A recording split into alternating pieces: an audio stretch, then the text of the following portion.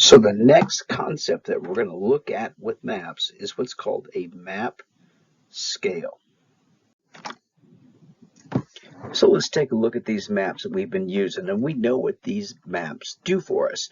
We know that these lines here measure how far north or how far south we are from the equator. Those are those lines of latitude.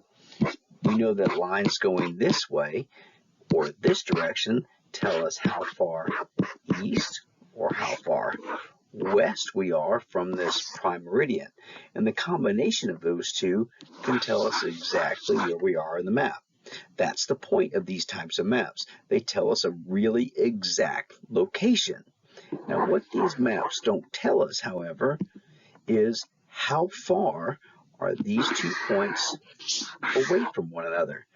This map can tell us where they are, but that's really only half the story. Think about using maps in your GPS application on your phone. It's not just where are you going, but it's how far is it to get there. And that's where our discussion of map scales is going to come in. So here we've got Innovation Academy, and here's where it's located on the map. And you'll notice where I drop the point. Notice it gives you 2 numbers here. It gives you numbers that we recognize. That's a latitude and a longitude. Notice the decimal places because it gets really, really, really exact as to the exact latitude and longitude to where Innovation Academy is.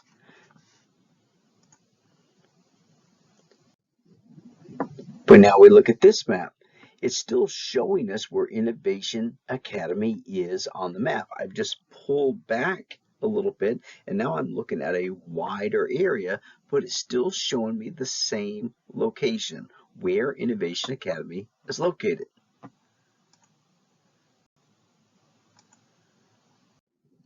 So once again, I pull the map back, and notice the red marker on the map is still showing me the location of Innovation Academy. Pull back even further, and I've got a map of the state of Georgia. It shows the entire state, but it still shows us exactly where Innovation Academy is. Once again, pulling back, a map of the entire United States, and I can still see where Innovation Academy is located. Now, not just where it is in Alpharetta, or in the metro area, or in Georgia, but in the entire United States. Same is true of the world. We pull back again, and now I can see where Innovation Academy is located in the world. Now, all of those maps showed us the same thing. It showed us the location of Innovation Academy, but those maps were not all the same. What was different about all of them was what we call the scale. You want to think about a scale as being like a ruler. And we look at this map here, and we look at this ruler, it seems like it's about, I don't know, 10 centimeters from the west coast of the United States to Africa. Now keep in mind that this is a map of a real place. There's a real United States of America, and there's a real Africa. And that map depicts the locations of them, especially relative to one another. But what this map really doesn't tell me yet is how far apart they are, because we know Africa and the United States are not really 10 centimeters apart. Now, look at this map. This is just the United States. And now I've got 21 centimeters. Well, that's more centimeters than it was from the west coast to Africa. Well, this now says it's 21 centimeters across the United States. Now, the United States is the same size. It didn't change physically in size. It's still about 2,500 miles across. But in the last map, those 2,500 miles was a very small portion of my ruler. Now my 2,500 miles across the United States is equal to about 21 centimeters, or almost my full ruler. Go to Georgia. Georgia appears to be about 11 centimeters across. Well, my last map, the United States, was 21 centimeters across. Georgia's 11 in this map. Well, Georgia's not half the size of the United States. the size or the scale of the map has been changed. Same thing here. Here's Atlanta. Well, we can't say that it's 18 centimeters across Atlanta when it's only 11 centimeters across Georgia. We have to have something that relates the real distance in real life to how far it is on a paper map. Because remember that maps represent a real location, a real physical place that has a real physical size. Consider these two maps. They're both of the same exact physical location. We've got the world up here. We've got the same exact map drawn down here. Well, up here, the world is only about 15 centimeters wide. But down here, the world is about 23 centimeters wide. Well, the world hasn't changed sizes. What has changed is the size or the scale of the map, or what does each centimeter on the piece of paper represent in real life. Another case here. Here's a really big map hanging on my wall in the classroom. This map is actually bigger than the ruler. The scale, or what each centimeter on the map is different with this map than it was of the previous two. Even though it's of the same physical location, it's still the world, the scale of the map has changed. So what's the purpose? Why are we talking about this? A map scale tells us what the length on the piece of paper is equal to in real life. Because remember, maps are showing us some real place on the earth. And we have to relate size on the paper to size in real life. Here's some examples of map scales. They are very typically written something like this, where you have 1 inch on the map, or 1 centimeter equals a certain number of miles. And you notice in this first one, we're going to say a centimeter is 940 kilometers. But here, when we zoom in a little bit, now a centimeter is only 370 kilometers, because the area represented on the map has now gotten to be a smaller area, so each centimeter represents a bigger distance. We zoom in a little bit more, just state of Georgia. Now a centimeter is 160 kilometers. And finally, with Metro Atlanta, we've got each centimeter is only 13 kilometers. So this is an example of how we write a map scale. It's typically something like 1 centimeter or 1 inch equals some number of kilometers in real life.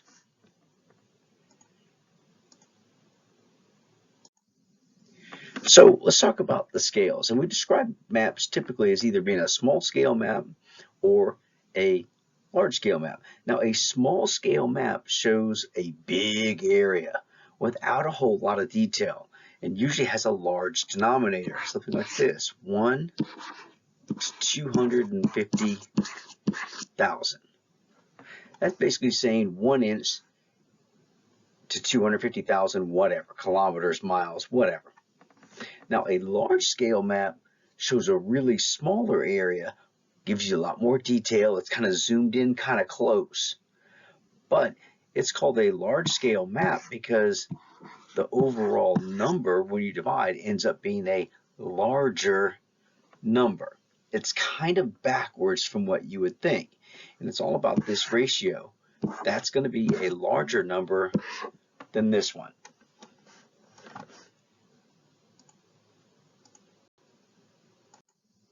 So here's an example of a small scale versus a large scale map.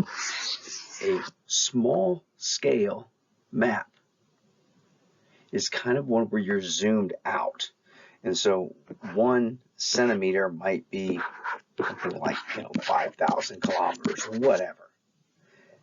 A large scale map might be 1 centimeter equals 2 kilometers. So on a large scale map, you're zoomed in, you get a lot more detail up close. A smaller scale map, the more wide the map is, and therefore you don't see as much detail. You don't see stuff up close, you're seeing stuff like you're far away.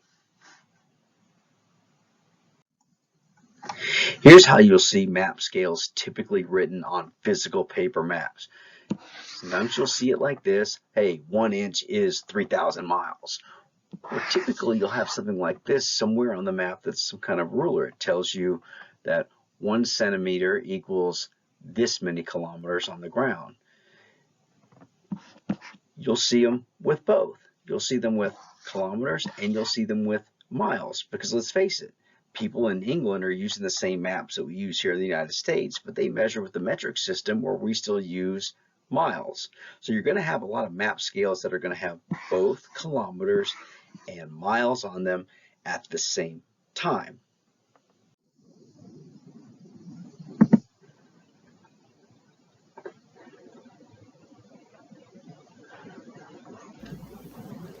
So let's do a little practice using a map scale to determine what the distance is between places in real life. We can see from this map here, we've got some cities in the United States, and we are told that 1 centimeter on this map equals 56 miles. That means if I were to hold a ruler and I were to draw a 1 centimeter line, that's 1 centimeter. If I draw 1 centimeter on this map anywhere, that's equal to 56 miles. Whether it's a centimeter up here or a centimeter here, a centimeter anywhere on this piece of paper represents a 56-mile distance in real life. It also tells me that 2 centimeters would be 112 miles.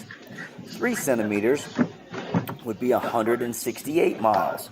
So using a scale, I can figure out how far it is between any 2 points on this map. And that's what I want to know here. I want to know from Chicago to Richmond. How far would that be in real life? Now, I can use this map scale, and it's a heck of a lot easier than standing in Chicago and taking a really long tape measure all the way to Richmond. That's not very practical. But if I know the map scale, I can take something as simple as a ruler and figure out how far this really is. So here's what I'm going to do. If I know that 1 centimeter is 56 miles, I'm going to hold this Chicago to Richmond, which is down here. I'm going to draw a line. And on my piece of paper, that's about 10.3 centimeters. So on the map, it is 10.3 centimeters. I know that in real life, each centimeter is 56 miles. If I multiply these two, it'll tell me how far it is in real life. So I'll take my calculator, and I'll say 10.3 times 56 miles per each centimeter. I get about 577.